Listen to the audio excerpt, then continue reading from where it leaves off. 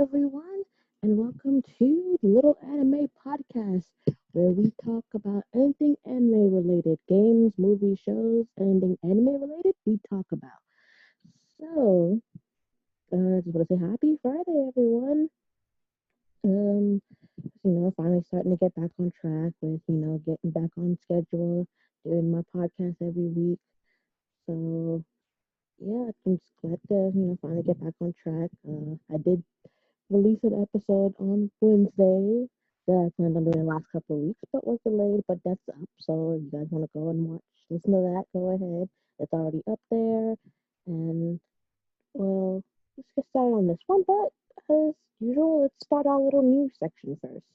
First off, I want to talk about from GameSpot.com the biggest animes to look forward to in 2020.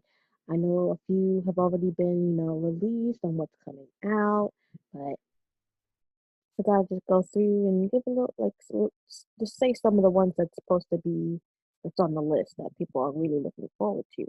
And one of them would be the fourth season of Haikyuu, the volleyball sport anime. Now, that's very popular.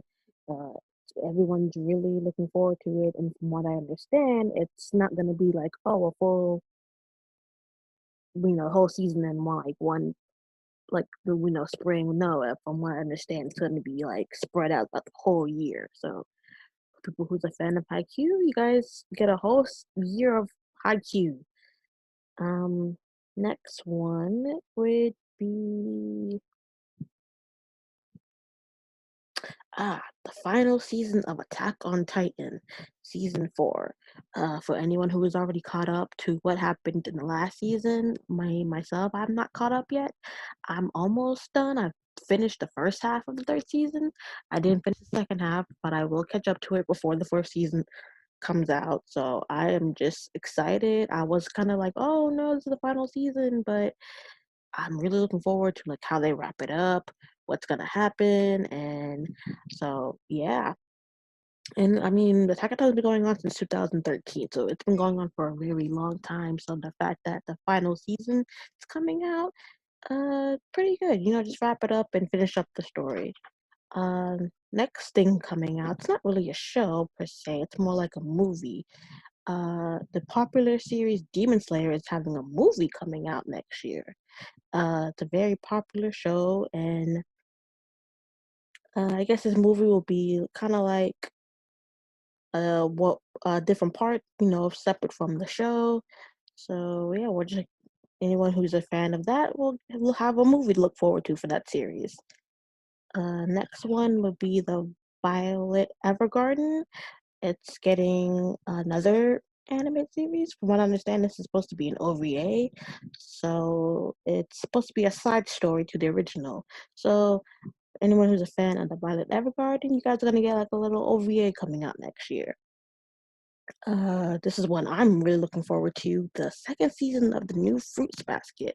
I love Fruit Basket, the original one, and I did catch up to the first. I finished up all the first part, the first season. So the second season, I'm really looking forward to how they do it. So far, it's been really good. I love it.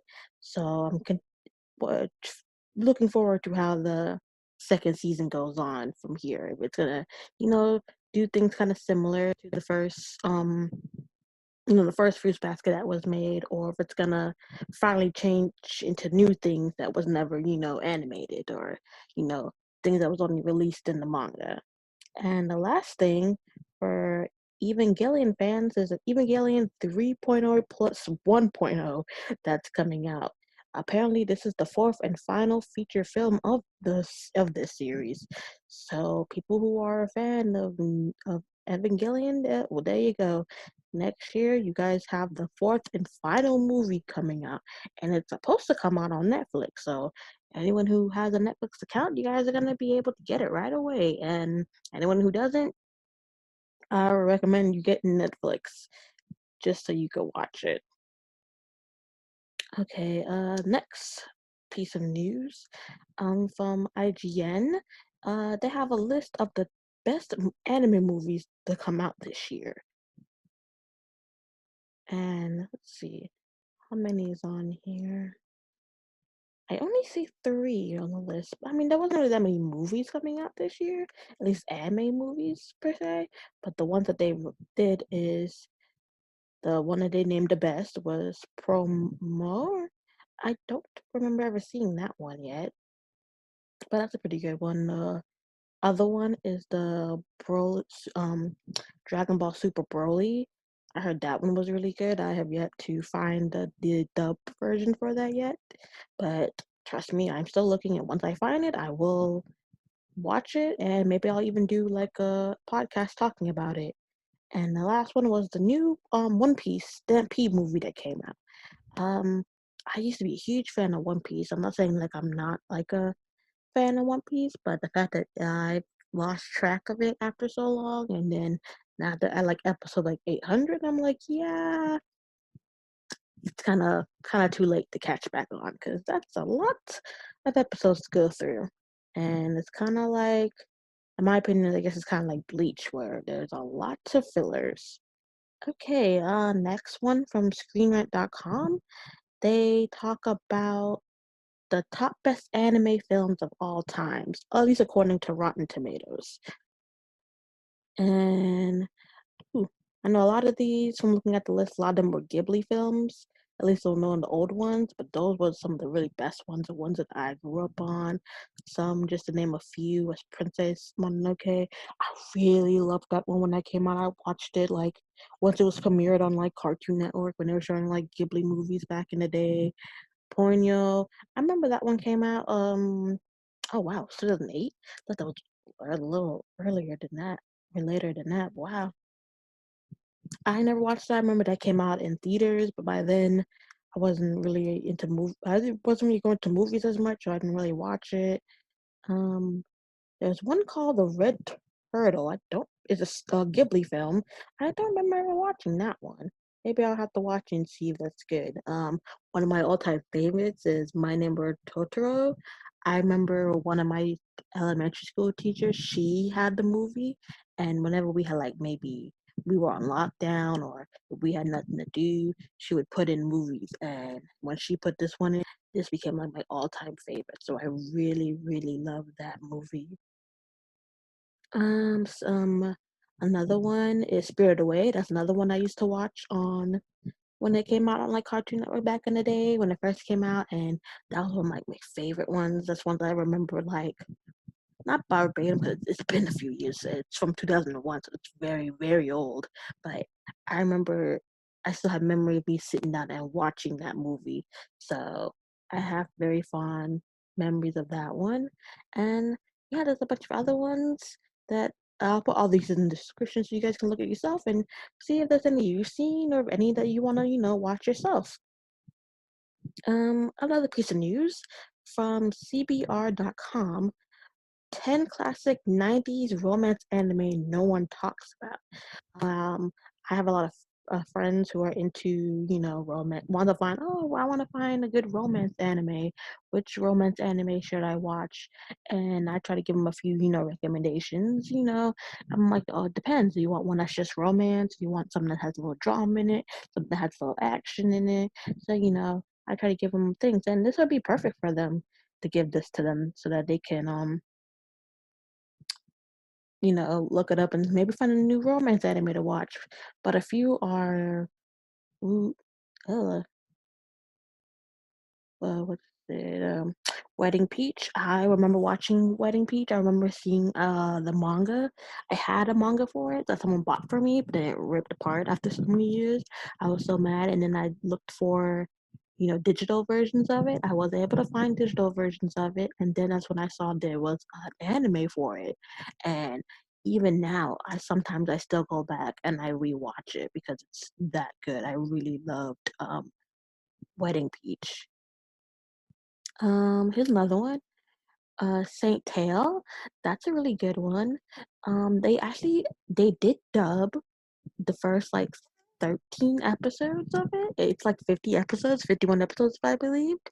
And seems like a long time ago that they dubbed like the first like half of the story, but then the other half is still subtitled. And they used to be on YouTube, but they're not on YouTube anymore.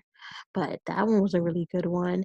It's kind of like you know, people who's a huge fan of, Detective Conan know of Kaito Kid or the Phantom Thief Kid. She's kind of like that. She's like the female version of that. And she has a guy in her class whose father is a detective and he wants to be detective and he thinks the best way to do that is to catch Saint Tail.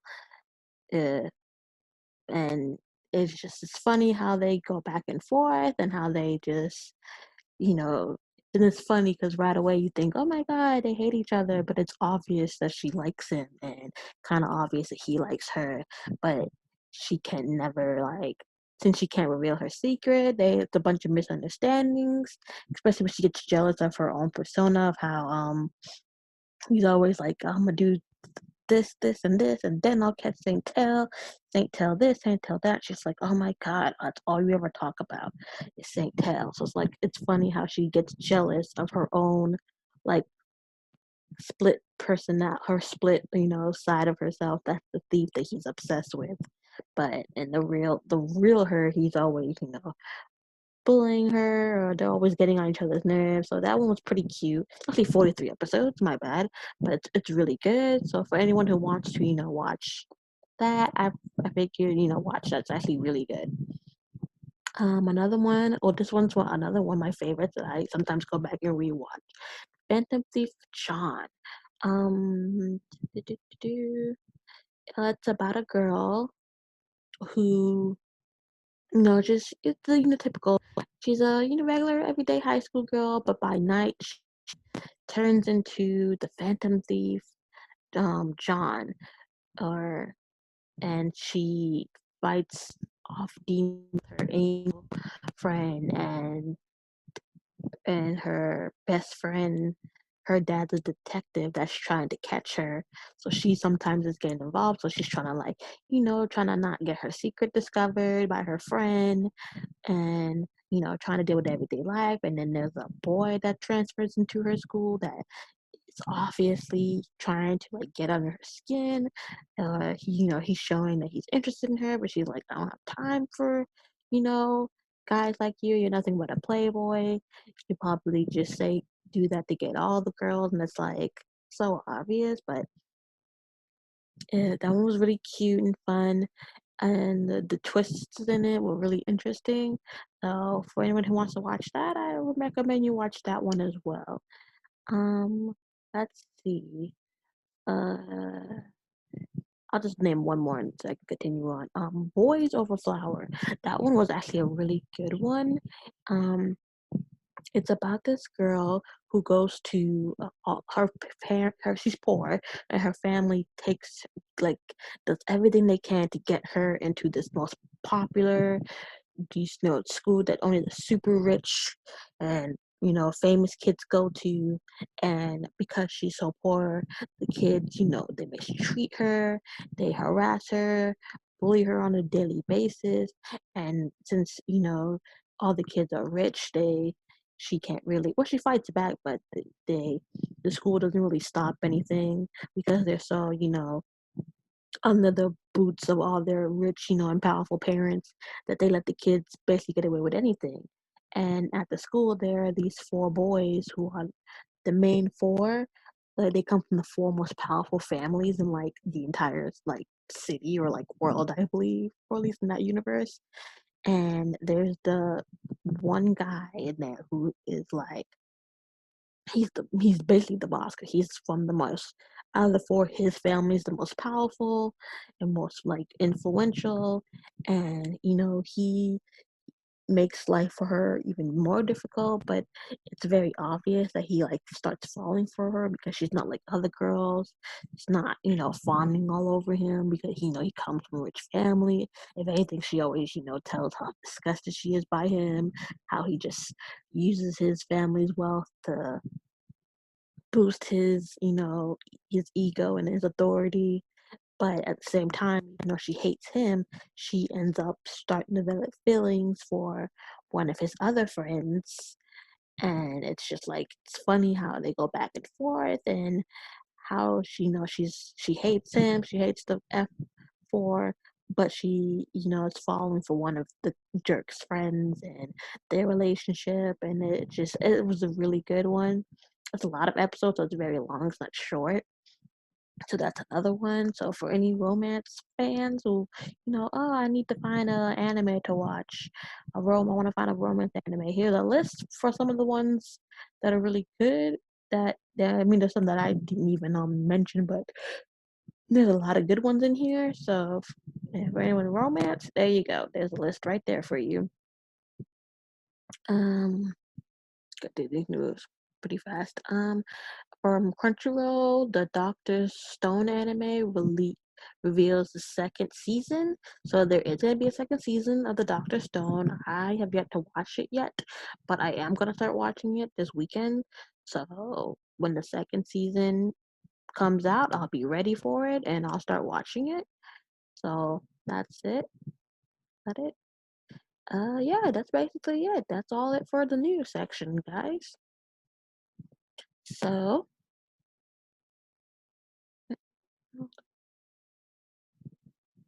So let's just get on to our main topic. And from anyone who could hear from the song that was playing in the beginning, today we are talking about the first season of Bungo Stray Dogs. As anyone knows, there's 3 seasons that came out. The last season that came out this year, it came out in April, ended in June, so it came out like right before like summer started. But by then I didn't even watch the first season, but I was looking for something to watch, and I was like, "Oh, I need something to watch." And my friend was like, "Oh, watch Bungo Stray Dogs." And when she said that name, I was like, "Wait a minute, that sounds really familiar. Wasn't there a third season that just came out a couple of months ago?" She was like, "Yeah, yeah." And there's even a movie too. So she was like, "Oh, you should watch. It's pretty cool. It's about detectives and well, I'll get into it, but she was like, "It's really good and you should watch it." And I was like, "Okay, sure, why not?" And I kid you not, I went through the first season in one night, then next. I did have work, so it took me a little longer, but after the next like 2, 3 days, I finished the second season, then I finished the third season, and then I watched the movie. So I'm all caught up on Bungo Stray Dogs. But today we're just gonna talk about the first season. But before that, let's give a little, the little introduction for it. Um, it is made. The manga, the original source material, was written by. Ooh, I cannot pronounce that name. Kako Flaka Ashigiri. I hope I said that right. I'm so sorry, but I'll put your name in the description so people know. Yes, he's the original creator of the manga. It started in 2012. It is still going on to this day, and there are 17 volumes. But there are different, spin-offs, and there's actually a couple of light novels that he has created. So, but I'm just gonna be talking about the original, the main source material, the main one that the manga is based off of. I mean, the anime is based off of. But yeah, so that one has 17 volumes, and it's still going on to this day. Let's see. Do-do. And the anime, it is directed by Takayuki Ashigashi. Ooh, Jesus. The studio is Bones. It is licensed by Crunchyroll and Anime Limited. The English network is Aniplex Asia. They've done a lot of, anime. They helped out in dubbing a lot of animes. Um, the run is, it says it ended. It says the run is from April 7th, 2016 to June 28th, 2019. But we still don't know if there's going to be a fourth season, especially how the third season, abruptly ended. So I don't know. Maybe they'll make a fourth season, or maybe they'll make like a movie to wrap everything up. But hopefully that's not the end of Bungo Stray Dogs. Altogether, there are 36 episodes plus an OVA. And like I said, there is a movie that's it's kind of like it's a side story that's not from the original manga. There actually is a manga for the movie that the movie is based off of that he created too. So that's pretty, for anyone who wants to see that one. But let's start off with the main story. Um, it says the story focuses on a young man named Ashishi. After he is kicked out of his orphanage, Ashishi accidentally stops the suicide of a detective named Dazai, believing he was drowning in the river. During his interactions with Dazai, Asashi learns he is gifted with supernatural capabilities of transforming him into a tiger in the moonlight, which, well, that's just basically it. I don't want to get into too much detail yet. So after writing that, Dazai recruits him into the agency that he works for. There he meets other individuals who also have abilities, and they, deal with certain cases, whether, it's solving murders that the police can't handle, or dealing with other people who have supernatural abilities. This all takes place in Yokohama, but it turns out that there's actually even a bigger threat because in that city, in Yokohama, there is a gang called, well, Mafia is more like it because that's what their name is. They are the Port Mafia. They're the most powerful gang in that entire city. They run basically the dark side of the city. No one goes against them, and they have a hitman that's very, powerful and famous. His name is Atagawa, and him and Ashishi are always, going at it because of, certain things that I'm going to explain later on. But let's get into it. So, the first episode, it does talk about first you meet Ashishi, and he's basically on the brink of death because he has been kicked out of his orphanage for, well, at first you don't know that or anything, but for unknown reasons, he's kicked out of his orphanage, and he decides that in order to survive, he's going to have to do something that goes against his character, and he's going to mug the first person he sees. But he sees, I forgot what it was. I think it was no, it was a guy like on a motorbike, and he was like, "Well, I can't exactly chase after someone on a bike, so I'll get the next person." Then you see like 50 policemen, like or like army guys, training, and he's like, "Yeah, they probably don't even have their money on them. They're working out. They wouldn't have that." Then the next person turns to the river that he was at, and he sees a guy face down in the water and not moving, just going down the river peacefully, and you're like, are you serious right now? And then he was about to turn away, and as soon as he does, he's like, God freaking damn it. Jumps in the river, saves the guy. The guy, wakes up, and after she's like, you were floating down the river. Are you all right? Are you okay? Do you need a doctor or something? I can't say all that, but basically that. And the guy's like, huh, I'm alive. Damn. She's like, excuse me? He's like, did this guy just say damn for being alive? And the guy's like, oh, so you're the one who, stopped my submersion. That's what he said, submersion. He's like, duh, yeah, I saved your life. And then it kicked in. And he's like, wait a minute. Did he just say submersion? He's like, yeah, I was trying to kill myself. And he's like, excuse me? He's like, yeah, but you interrupted me, but the fault lies with me. Because I'm trying to perform the perfect suicide where I don't have to, involve others in it. And the fact that I did unconsciously involve you, that falls with me. And he's like, okay.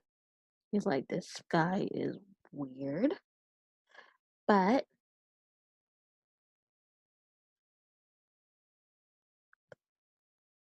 so he's like, okay, this guy's weird. So then he ends up meeting one of his other friends, his other, companion. He meets Kunakita, who was tracking down Dazai, and tracking down the guy, and he calls her. He's like, Dazai, I swear to God, why do you keep doing this? You keep ruining my schedule. You and your damn attempts of, killing yourself, you fucking suicidal maniac. And that's when you reveal that, yes, my name is Dazai. Then they treat Ashishi to a meal because they, reveal that he hasn't eaten in days. Um, Dazai reveals he's hungry as well, and they go on the cost of Kunikita to a meal. There, Ashishi finds out that both of them work for a place called the Armed Detective Agency. It's an organization for people who have special abilities that, take on tasks that normal police and normal military, you know, officials can't deal with. Then, Dazai and Kurikina reveal that they are actually on a mission at the moment. They are looking for a tiger that has been ravaging through buildings, attacking people. It hasn't killed anyone yet, but it's causing, mayhem and causing disorder. Asashi is shocked and he tries to, play it off like, oh, okay, well, bye. Of course, that doesn't pass to Kunihita and Dazai. They realize, oh, this kid's hiding something.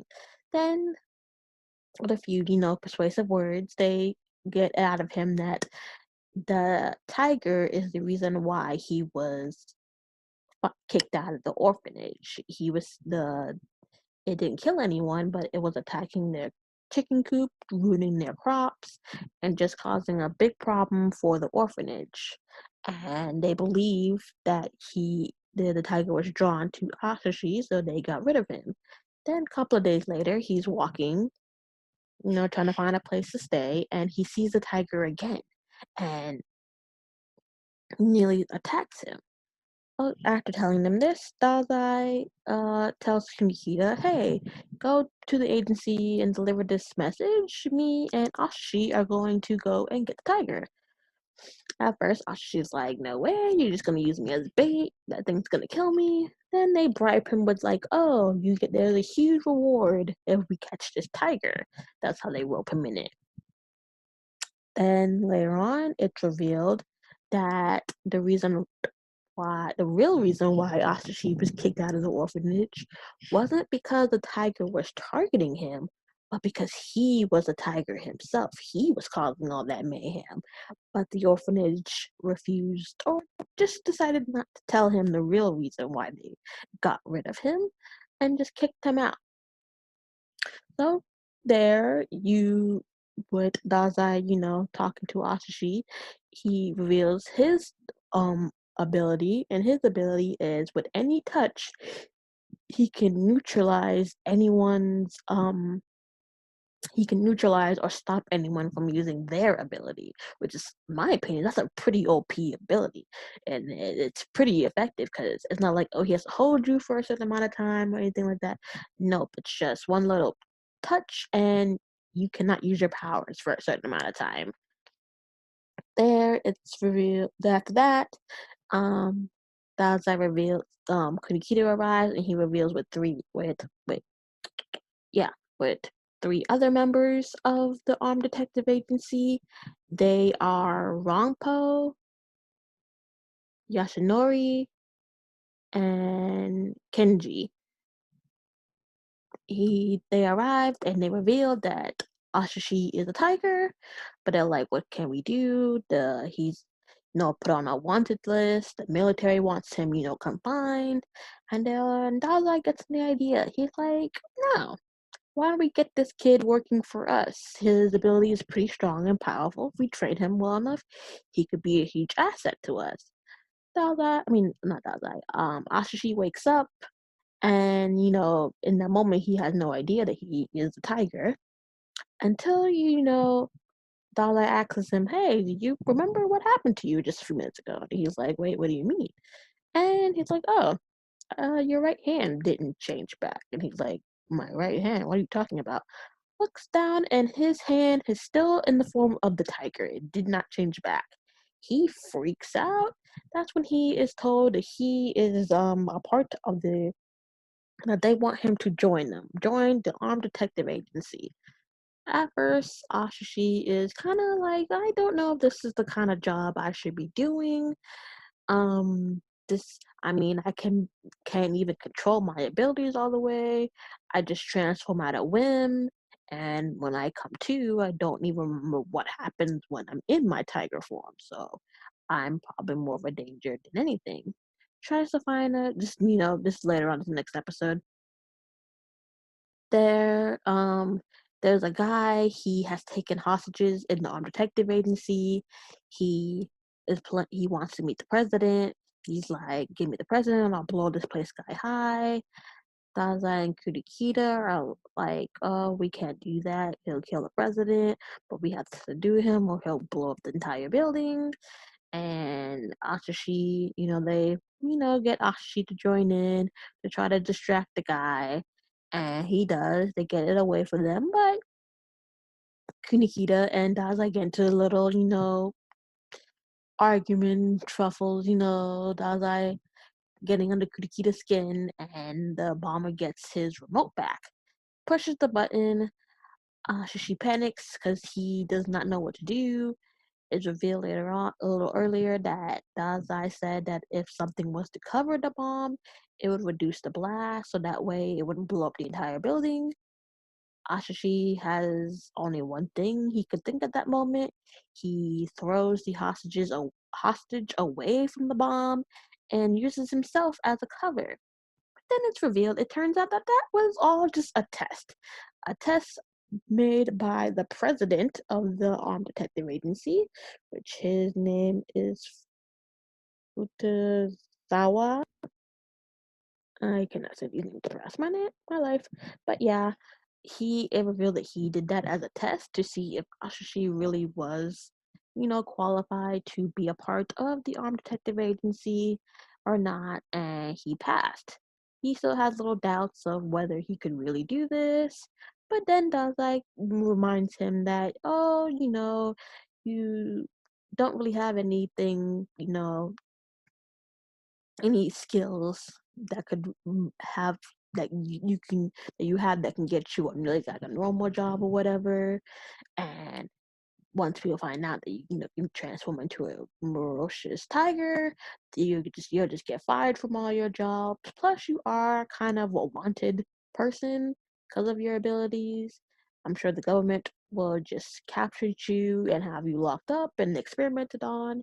So he's like, the best choice is just to work with us. Just work with us. And he's like, oh my god, like you son of a bitch, you planned this, didn't you?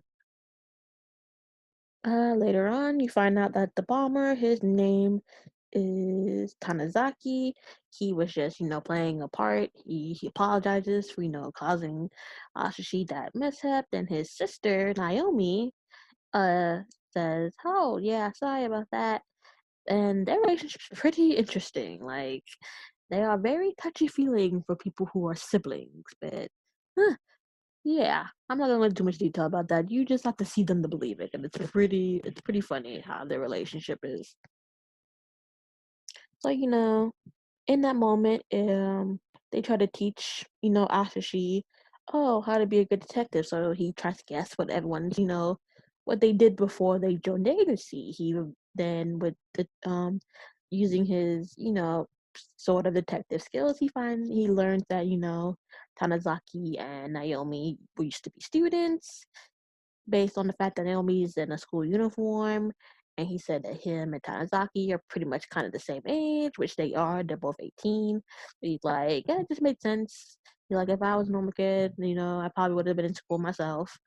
Um, to reveal that Kunikita used to be a teacher. He used to be a math teacher, which was pretty funny. That scene of how he would be like if he was, in class teaching, and she's like, oh, yeah, that totally fits him. Because at first he thought, oh, maybe he worked for a government job, something like a spy. But he's like, oh, no, he was a math teacher in a public school. And he's like, huh. And he talks about it. He's like, oh, yeah, that totally fits him. And there's a secret of, oh, what did Mr. Dasai do? Mr. Dazai, and he can't even think based on, looking at him or what he does. He's like, huh, I can't think of it. And they're like, oh, don't even try. Like, we've all been here for a while and we cannot guess. No one's guessed what his job is or what he used to do. And it's actually a huge reward if anyone finds out what it is. And of course, Ashishi being like, "Oh, I'm poor, I don't have any money." He's like, "Oh yeah, that reward's mine." Goes this huge list of naming all the jobs he might have been, like a journalist, a chef. There was some stuff that he said that Daza was like, "What? No way! I would never do that. No, not even." And like the last one he said when he was like, "Oh, a model," he was like, "No," but he was like, "Thank you, that's so flattering." He was like, "I was like, shut up." Kakita remarks like, "Oh, you probably didn't even do anything. You probably were just walking around, and they just picked you up." And he's like, "Oh no, I had a job. I wouldn't lie about something like that." So the secret of what he used to do is still a secret, which actually is revealed later on at the end of the episode. And there, it turns out. Then a lady comes in saying that, oh, there's some strange individuals speaking another language around her building. She doesn't. They want to get rid of them, but they don't have any proof, so she wants to start a Texas agency to do it. Tanazaki, Naomi, and Ashi go, but then it turns out it was actually a trap. She works. Well, before that, uh, Kunikita warns Ashishi to be careful. Sorry about that. An update. Warns him, oh, be careful of the Port Mafia. They're the most dangerous group in the entire city. They have so much control, it's ridiculous. But they're like, if you run into this individual, whatever you do, just run. Don't even try to fight him. And he's like, oh, who is this guy? And it's like, oh, he works for the Port Mafia. He's like the most powerful assassin slash like hitman. uh no one in the agency can like stand up to him. And then he's like, oh, what's his name? And that's when you are revealed to the character Akutagawa. As soon as they reveal him, he is returning, air quotes, a bag to the police. There you see a wanted poster for him, so he is very well known, but for being a criminal. And basically, I guess it was a job for him to like take out those people. A lady comes in, she sees the police, all dead, there's blood everywhere. And in like 2 seconds, with the bag he brought in, explodes, blowing up everything. And he calls his job and it's like, oh, what's the next, mission? What's the next thing I gotta do? Back to that, what happened with Ashishi and Tanazaki. It turns out that the lady is actually a member of the Port Mafia, and she tricked them into coming into this back alley, and she shoots Naomi, and well, she wanted to shoot Tanazaki and Ashishi, but well, Tanazaki first, because I'll reel in a little bit. But Naomi, shields him, and he, of course, is mad. He's like, "How dare you do that?" And then it's revealed of Tanazaki's ability, because he does have an ability. He's able to.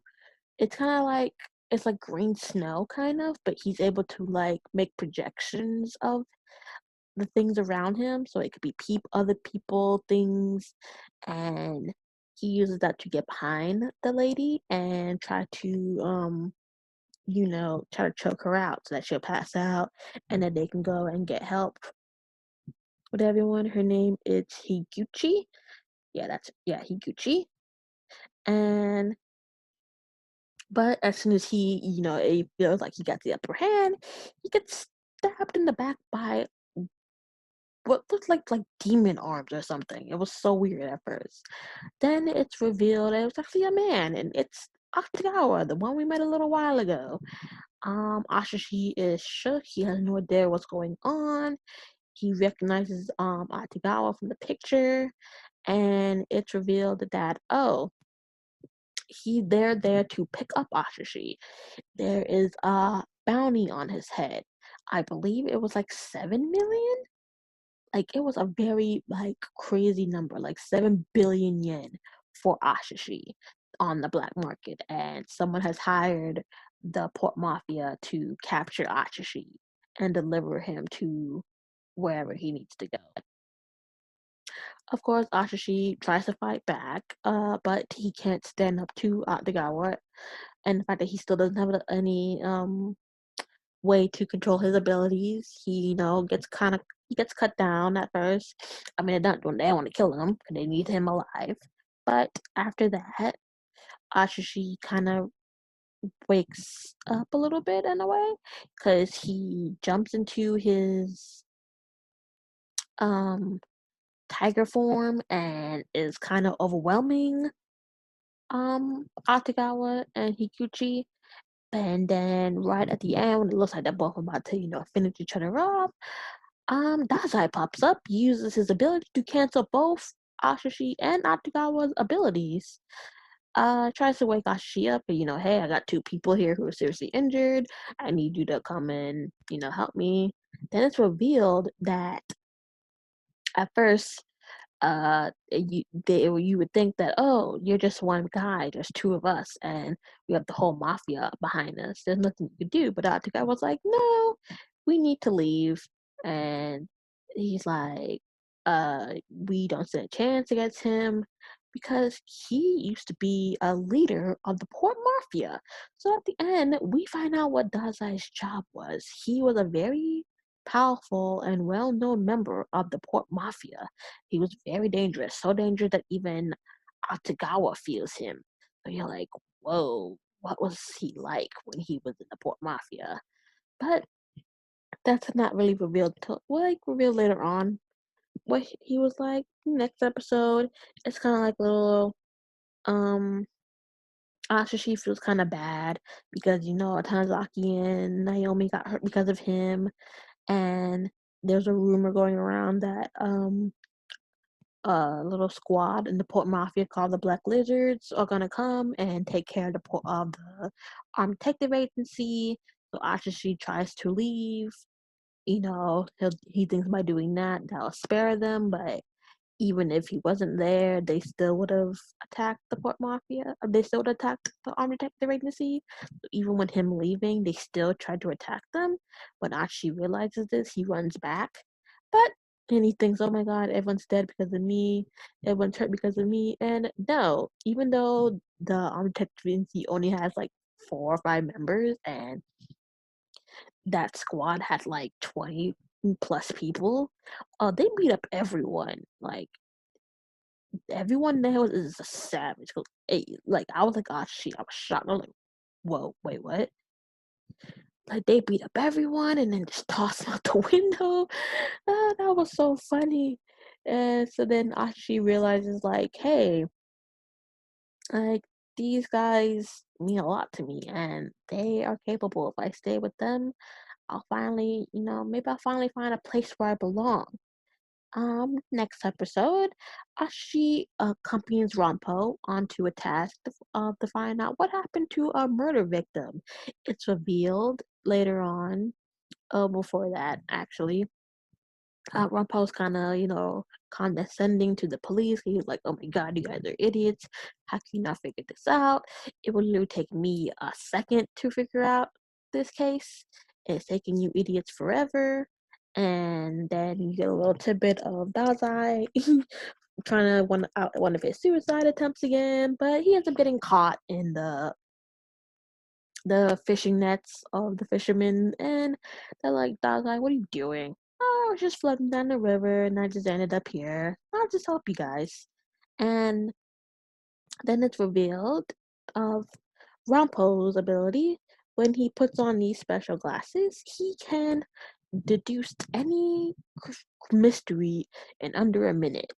There he reveals what's happened, and it's revealed that at first they think, oh, this has to be uh, a part of the Port Mafia. She must be a member of the Port Mafia because the way she was killed is exactly how the Port Mafia would execute somebody.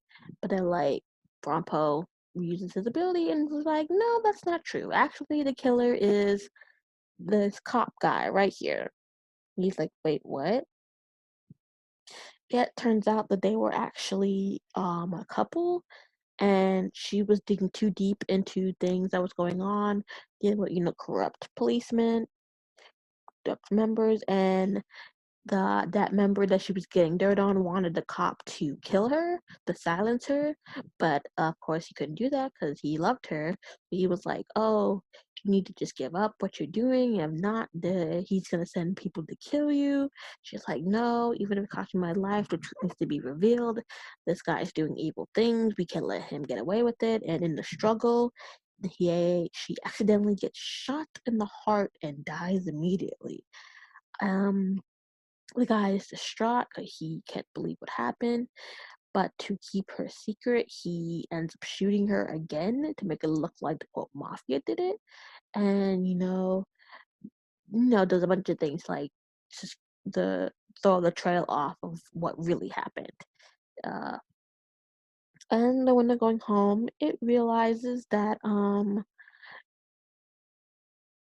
Rampo doesn't actually have a special ability because Daza was like, "Oh yeah, I was touching a little piece of his hair." Because remember, Daza's ability, one little touch on the person, and he can neutralize an ability. So he's like, "Oh yeah, I touched a little piece of his hair that would have neutralized his ability, but he was still able to solve the case like his ability worked." So she's confused, like, wait, if that's the case, then how can that be possible? It's like, oh, he doesn't have an ability. He's just that smart. That's why everyone in the agency, looks up to him and, treats him the way they do because they're like, oh, Jesus. They're like, oh, because they realize he has not a special ability, but he has a real ability, which is his brain. He's like that super smart. Um, and yeah, that's basically it. But it's funny how Rampo still thinks he has special abilities, but they keep that secret for him because they don't want to crush his spirit. Um, the next few episodes have to deal with an old case involving someone called the Usher King, who went around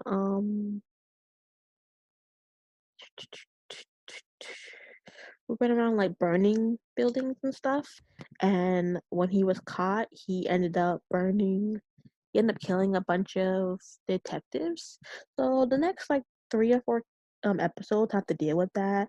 Kunikita has a very to tie with this because he's the one who gave the tidbit of where he was. So he blames himself for getting those detectives killed.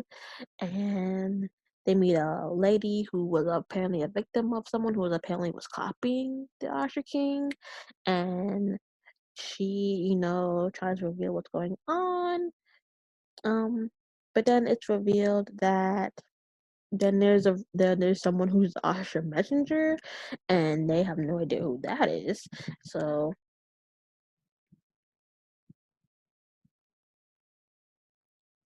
and then later it turns out that the very woman that they saved, this was all her doing because she was actually the girlfriend of the original guy who was the Usher King, and she wanted revenge against the person who, caused her lover to damn updates caused her lover to die the way he did, and in some way she was trying to turn Kunikita into him because their, I guess, mindset and the way they did things was pretty similar.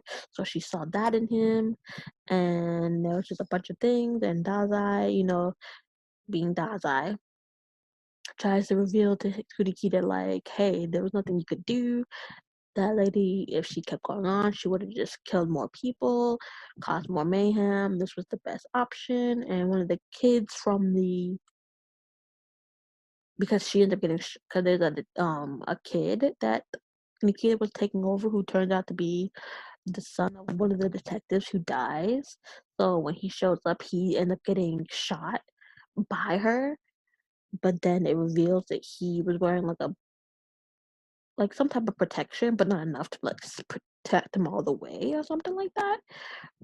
And only reason why he showed up was because Dalzai revealed, "Oh, I found the person who killed your father," and so then he ends up shooting her, and he's like, "Oh, I can finally, rest in peace. I can finally go out because I finally got revenge for my dad." And the whole thing was just traumatic for Kunikita, and you just basically had to deal with like Kunikita's philosophy and how justice should be served. And that was like trying to show him like, hey, sometimes that just isn't how it works. Sometimes things get messy, people get killed, and you just gotta live with that. Because now you know how Dazai works from when he was, now knowing that he was an ex Port Mafia member. You're like, yeah, I'm pretty sure Dazai gets, I get what that, you kind of get in the way what Dazai is trying to do.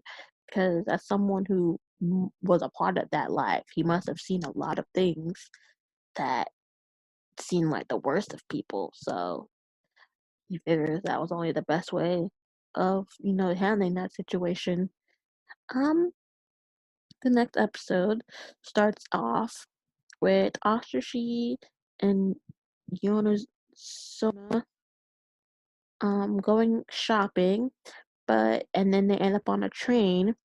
But then it turns out that there are two Port Mafia members on that train. One which Yonazo fights. He is able to make bomb. He has a special ability where he can make bombs that don't hurt him, but the bombs have to be in the shape of lemons, which is really freaking weird. I don't get that at all. But yeah, and Ashi faces off against a mafia assassin. Her name is Izumi Kuroka. Kuroka? Yeah. But actually, is revealed later in the very beginning that she somehow, in a way, captures Dazai. Um, which in my big sense didn't really make sense because she touched him and then still used her ability to capture him. But I guess it makes sense in a way because it wasn't like he touched her, she touched him. So I guess that's how it works. I guess he has to physically touch them.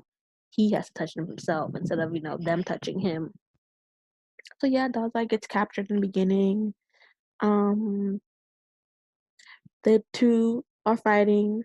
Then it's revealed later on what Sona's ability is, and she's able to heal. She has a healing ability, but the only perk is she can only heal someone when they're on the brink of death. So when Tanizaki and Naomi were very injured, I'm pretty sure Naomi was like, since she doesn't have any special abilities, it was very easy to heal her since she was kind of already on the brink of death. But I guess Tanazaki's a little, I don't know, I guess maybe having special ability makes you a little stronger.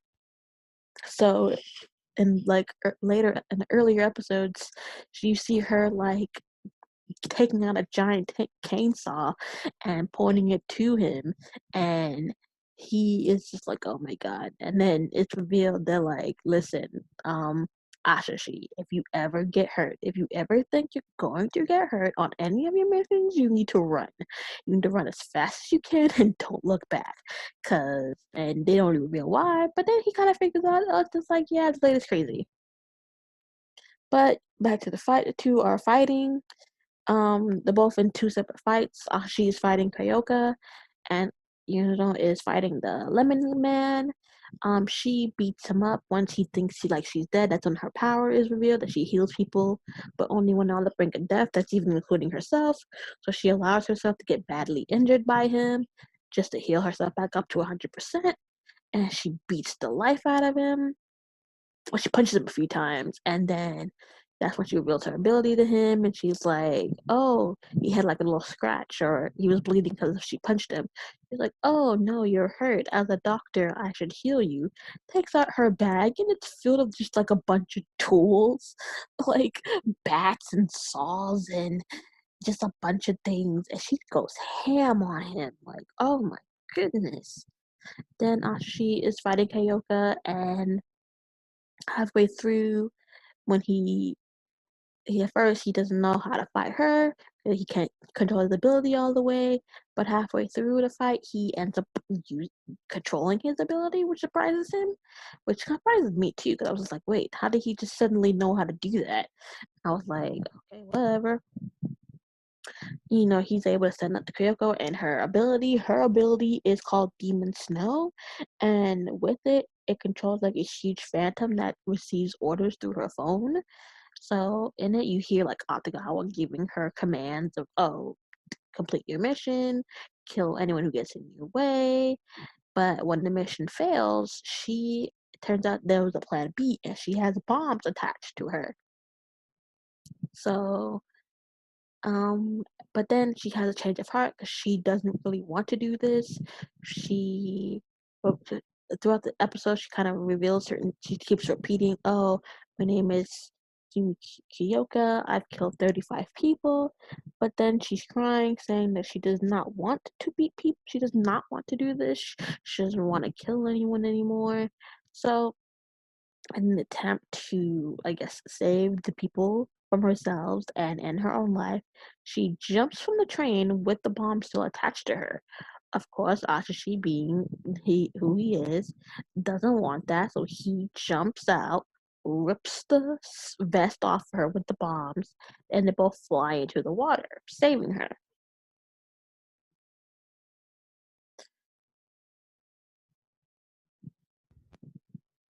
Okay, next episode.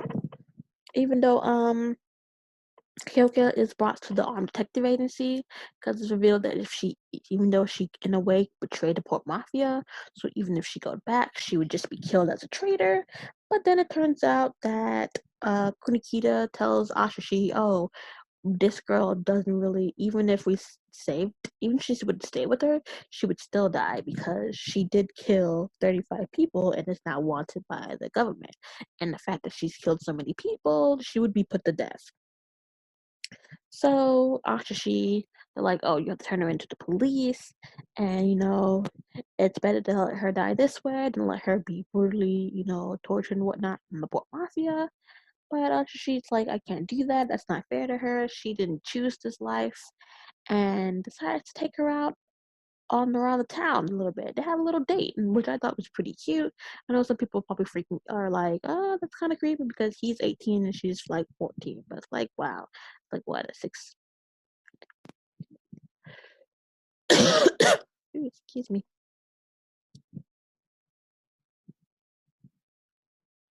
a 4 year difference? That's not that bad, but I guess he's legally an adult, she's legally still a kid. But it was pretty cute. I liked it.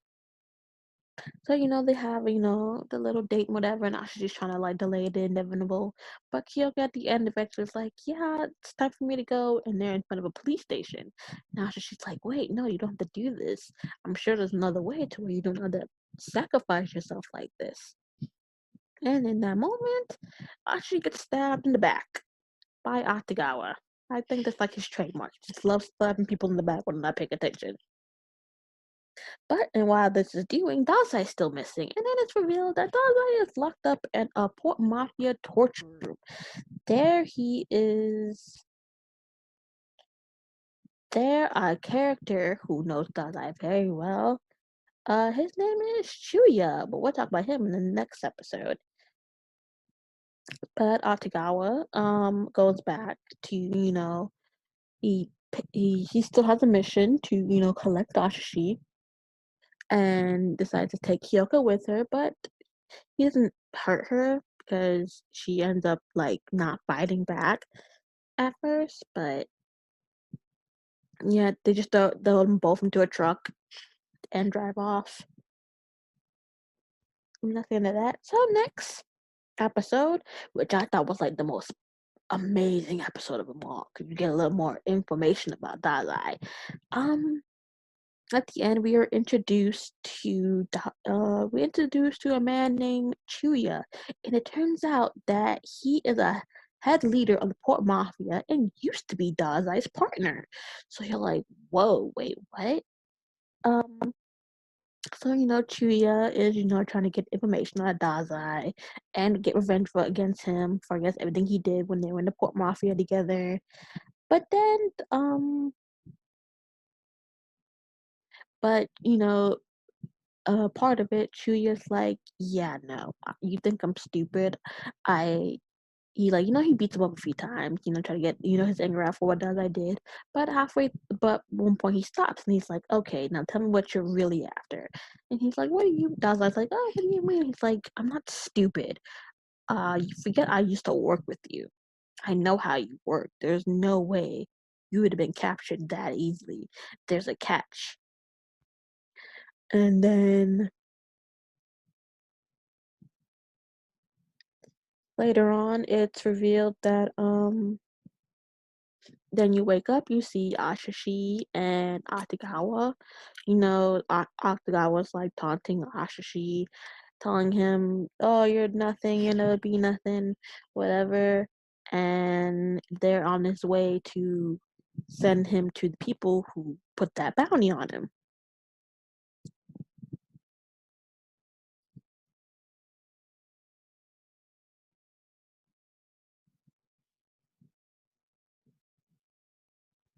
So then, halfway through, Dazai reveals that he has secrets. He tells Chuya, "Oh, you're not gonna kill me. You're actually gonna let me go. You're gonna turn your back, and you're not gonna do anything." And that Chuya's like, "You think I'm dumb? Why would I let you go?" He's like, "Oh, I already sent out a letter. If anything happens to me, all the Port Mafia's top secrets will be revealed. The whole agency could be brought down." He's like, "Wait, what?" And he's like, I want information on the people who put the bounty on Ashishi. And then he's like, so that's the real reason why you did all this. You did this to get information, didn't you? He's like, yep. And then, um, after that, and he's like, oh, well, you released me from my change. He was chained up. Like, you released me from my change. So if anything happens, you will be dubbed as the person who got me away, and you'll have to deal with the aftermaths of the Port Mafia. So he's like, fine. And he reveals like, oh, you planned this, didn't you, you bastard? So, after all that, Ashishi Dazai, walks up and he goes into a room, which I guess is where the Port Mafia keeps a lot of their information to get, intel on the people who put the bounty on Ashishi. At the same time, Ashishi and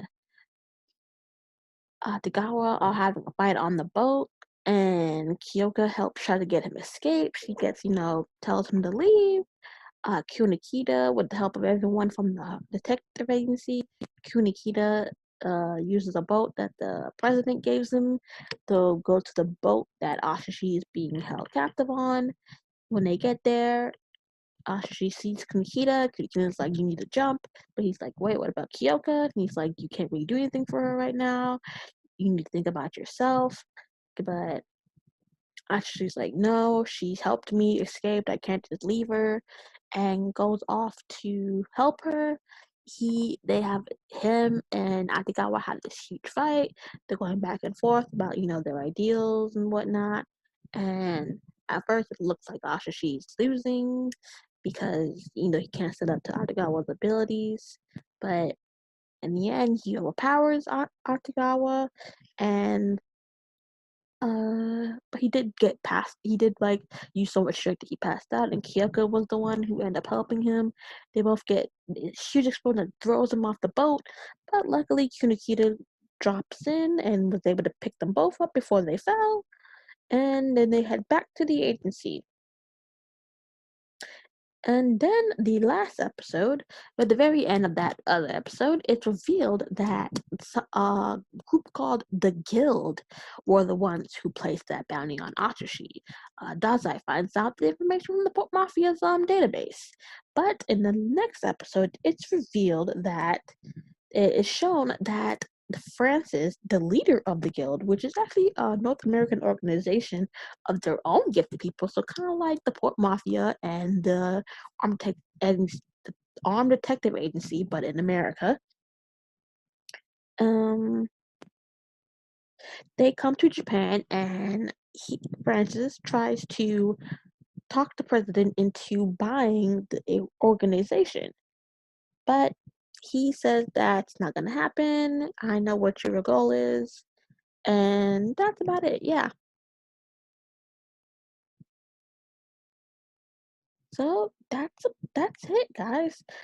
Um, I know I'm not really doing a good job of explaining this, but honestly, in my opinion, you just need to go watch it because it shows so much more. Like the fight scenes and the details and the emotion you feel throughout the whole episode.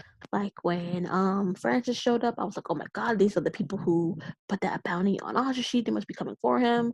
And the fact that they just were like, no, we just want to buy the agency. I was like, wait, what? But there's probably a plan behind that, which I did find out later on. There is a plan, but that, and then when it's revealed about Dazai being a Port Mafia member, ex Port Mafia member, I was just like, well, and throughout this whole season, you don't even know who the boss is, because yeah, you meet people like Chuya, who's the leader of the Port Mafia. You meet Atagawa, like a top bounty hunter, assassin for the Port Mafia. You meet little members here and there, but you don't meet the boss. You have no idea who this main leader of the Port Mafia is yet. So he's still a mystery from the first season, which was like, I was like, oh, okay, that's pretty good. I'm like, you meet the leader of the detective agency, the leader of the guild, but who is the leader of the Port Mafia? What is he like? I'm like, he must be pretty dangerous if he's running the entire mafia. But yeah, and then when Ashishi first found out about his ability, that was pretty cool. And then Kyoka, I liked her ability. Her ability was pretty cool. Such, but the fact that she has to control it using the phone. But like I said, the later seasons, there more development for these characters and think the changes about them. And yeah, but that's about it. But before I go, I do want to give my manga recommendation. And honestly, at this point, I would just say go and read the manga. Go and read Bungo Stray Dogs. It is really the show is really good. If you want to watch, I would say watch the shows first. Watch the seasons, watch the movies, and then go see the manga. See where the manga like finish, where the anime and the manga cut off, and there. But if you want to watch it from the beginning, I mean, read it from the beginning. I think just read it from the beginning. Get something new to watch. I mean, something new to read. Um, but yeah, that's about it. So Oh, and it's funny, I should have mentioned this. The whole time throughout, everyone in agency, everyone calls him Ashishi, Ashishi, but everyone in the Port Mafia never calls Ashishi by his name. They always call him by his ability, which is the Were Tiger. So they always call him Were Tiger. They've never once called Ashishi by his real name, which I think is pretty funny in a way, because it's like, oh, whatever, Were Tiger. And it's like, that's not my name. Like, if that was me, I'd be like, that's not my name, you idiot. Ajashi, get it right. At least I call you by your name. I don't call you Demon Jacket or something. Because that's what it looks like, honestly. For Atagawa's power, it's like there's a giant demon forming from his like coat jacket or something. But it's revealed later on what his ability really is, which was pretty cool actually. But it's like if I was Ashi, I'd be like, my name's not Word Tiger, you idiot. It's Ashi, get it right. But yeah, that's it. So that's the review for the first season of Bungo Stray Dogs. I really want to talk about the second season, but I'll do that for a later episode and the third season. And maybe when I do a movie review, like my favorite anime movies, I'll talk about the Bungo Stray Dogs movie. That one was actually pretty good. I like the story in that. And they had some good fight scenes in that as well. That's another thing about Bungo Stray Dogs. Some of the fight scenes there are like really amazing. But so yeah, that's my review for Bungo Stray Dogs season one. My anime recommendation is just go read the manga, the same name, Bungo Stray Dogs, and that's about it. But actually, one more thing before I go, I want to talk about what my next episode's going to be about. And that's going to be my Christmas episode. And in that, I'm going to be talking about certain Christmas episodes and certain animes. I will put up a list of certain episodes of Christmas specials I found. I've seen most of them, so I already know what they're about, but I'll rewatch them again so I can have a fresh, clear my mind and give you guys some Christmas, episodes to watch if you want to watch Christmas episodes. Well, that's about it for everything. I hope everyone has a great Friday, and I will see you all next week. Bye.